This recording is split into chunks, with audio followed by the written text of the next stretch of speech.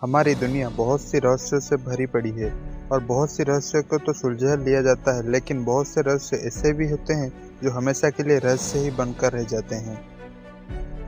आज की कहानी अमेरिका के डीबी कूपर नाम के एक ऐसे चोर की है जो पूरी दुनिया के लिए आज तक एक रहस्य बन चुका है। एफबीआई और बहुत सी जांच एजेंसियां इस चोर को पकड़ने के लिए 50 साल से भी ज्यादा का समय ले चुके हैं, लेकिन अभी तक किसी ने भी सफलता नहीं पाई।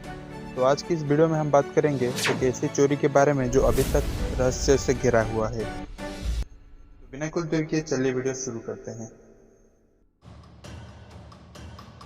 Legendary D.B. Cooper skyjacking case. This unsolved case with roots right here in the Pacific Northwest. The D.B. Cooper case. Cold cases in our country's history. In the early 70s, a hijacker calling himself D.B. Cooper jumped from a...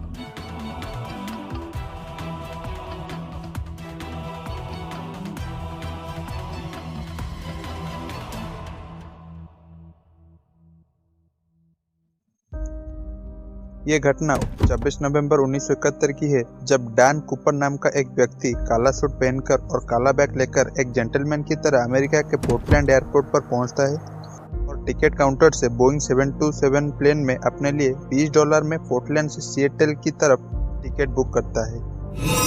उस समय America के airports में ज्यादा सुरक्षा की इंतजाम नहीं थी, इसीलिए डैन कूपर अपने बैग को आसानी से प्लेन के अंदर ले जाने में सफल हो गए और अपनी सीट 18C पर बैठ जाता है। पोर्टलैंड से प्लेन उड़ान भरती है तकरीबन 3 के आसपास और उड़ने के कुछ देर बाद कूपर अपने लिए बॉर्बन ड्रिंक और सोडा ऑर्डर करता है। उनके फ्लाइट का सफर सिर्फ 30 मिनट का ही था, इसीलिए ज्यादा समय बर्बाद न करते हुए वो अपने प्लान में लग जाता है। डैन कूपर अपने नजदीक खड़ी हुई एक फ्लाइट अटेंडेंट जिनका नाम है फ्लोरेंस कैप्नर, उनको पास बुलाती है और उनको एक पर्ची देती है।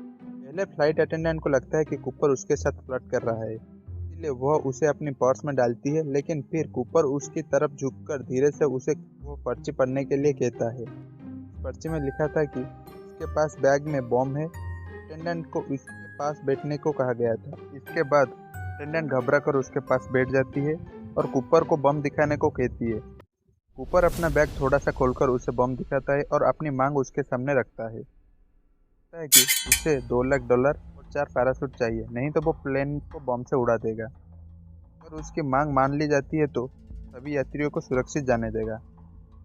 सुनकर फ्लाइट अटेंडेंट जो थे वो डैन कूपर की मांगों को लेकर कॉकपिट में बैठे पायलट के पास पहुंचती है और पायलट कूपर की सभी मांगों को सिएटल के एयर ट्रैफिक कंट्रोल तक पहुंचाता है। ये खबर एफबीआई और पुलिस तक पहुंच जाती है और उन सभी को पता लग चुका था कि प्लेन हाईजैक हो चुका है। होस्टेस सब वापस प्लेन में जाती है तो देखता है कि डैन कूपर काला चश्मा लगाकर बिल्कुल आराम से बैठा है, कुछ हुआ ही ना हो। अपना ड्रिंक पी रहा था, वह बिल्कुल भी डरा हुआ नहीं था। इसी वजह से प्लेन में मौजूद यात्रियों को भनक तक नहीं थी कि प्लेन हाईजैक हुआ था। तो यात्रियों की जान बचाने के लिए एफबीआई द्वारा डैन कूपर की सभी मांगों को मान लिया जाता है और वो चालाकी दिखाते हुए पूरी $2 लाख को $1 के नोटों से भरती है ताकि बैग ज़्यादा भारी हो सके और सभी नोटों की सीरियल नंबर भी तय किया जाए हैं ताकि बाद में कूपर को पकड़ने में आसानी हो सके। समय तकरीबन 5:40 पे सिएटल के एयरपोर्ट पर लैंड करता है। कूपर की मांग की पैराशूट और पैसे मिलने के बाद वह अपने वादे के मुताबिक सभी 36 यात्रियों को प्लेन से सुरक्षित उतरने देता है। इसके बाद प्लेन में 2 पायलट, एक फ्लाइट इंजीनियर और एक फ्लाइट अटेंडेंट को रहने के लिए कहता है। प्लेन को मैक्सिको के लिए उड़ान भरती है।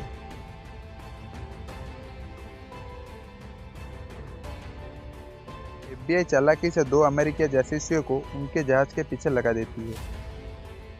के दौरान पायलट बताता है कि प्लेन में मैक्सिको को पहुंचने के लिए जितना तेल चाहिए उतना उसके पास नहीं है। ऊपर उस प्लेन को रेनो नेवाडा की तरफ ले जाने को कहता है। प्लेन को 10,000 फुट की ऊंचाई में 2 नॉट की रफ्तार से कम उड़ाने को कहता है। और एयर स्टेयर कैसे खुलता है इसके बारे में फ्लाइट अटेंडेंट से पूछता है। फिर उसे भी कॉकपिट और बाकी लोगों के साथ रहने और दरवाज़ा अंदर से बंद करने को कहता है। 4 बजे के करीब एयर स्टेयर खोलने की वजह से कॉकपिट में वार्निंग लाइट जलती है। डैन कूपर पैसे और पैराशूट लेकर जहाज से कूदता है, हमेशा के लिए गायब हो जाता है। 15 मिनट में खुले एयर स्टेयर के साथ बोइंग 727 प्लेन एयरपोर्ट पर लैंड करती है। प्लेन को पुलिस और एफबीआई एजेंट द्वारा तरफ से घेर लिया जाता है, लेकिन कुछ ही देर में उन्हें पता चलता है कि डैन कूपर भाग चुका है। उसके बाद प्लेन को छानबीन की जाती है। कूपर के टाई का क्लिप, उसके मंगवाए 4 पैराशूट में से 2 पैराशूट मिलते हैं। बाकी के सभी सबूत को अपने साथ में ले जाता है, जिसमें उसके द्वारा फ्लाइट अटेंडेंट को दिया गया लेटर भी शामिल था।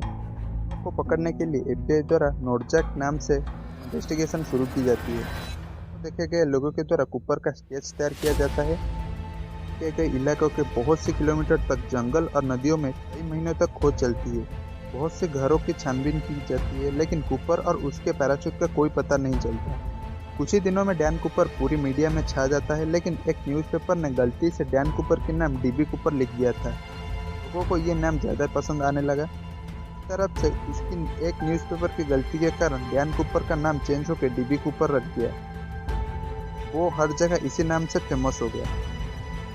इसके बाद कूपर की भागने के तरीके से FBI को लगता है कि कूपर ने शायद किसी पैराग्लाइडिंग स्कूल में ट्रेनिंग ली होगी, इसीलिए सभी ट्रेनिंग स्कूल में पूछताछ की जाती है। वो फिर से सफल नहीं हो पाते। तो छानबीन के बाद भी कूपर का कुछ पता नहीं चला। लोग मानने लगे कि लैंडिंग करने के दौरान कूपर की मौत हो गई। उसका मौत का भी कोई प्रमाण नहीं मिल सका, क्योंकि कूपर की लाश कभी मिली ना, उसकी पैसों की बैग कभी मिली, और ना ही वो पैराशूट में जो लैंड किया था वो भी नहीं मिली। लेकिन घटना के 8 साल बाद 10 फरवरी 1980 को 8 साल के ब्रियन इनग्राम नाम के एक बच्चे को कोलंबिया नदी के किनारे अपने परिवार के साथ लकड़ी इकट्ठा करते हुए रेत के नीचे दबे हुए उसको $20 के 3 बंडल मिलती है। इन नोटों को सीरियल नंबर देखकर पहचान जाते हैं कि ये नोट कूपर को ही दिए गए थे। किसी का कहना था कि पैराग्लाइडिंग के समय नोट के कुछ बंडल कूपर के बैग से गिरकर यहाँ आ गए। बहुत सी कहानियां बनाई गई, पर इस घटना से कूपर का कुछ भी पता नहीं चल पाया। को इस केस के बारे में साल बहुत छानबीन होती रही, लेकिन कोई भी सबूत भी नहीं मिल पाया। आखिरकार हाईजैकिंग के 45 साल के बाद 2016 में इस केस FBI के द्वारा बंद किया गया।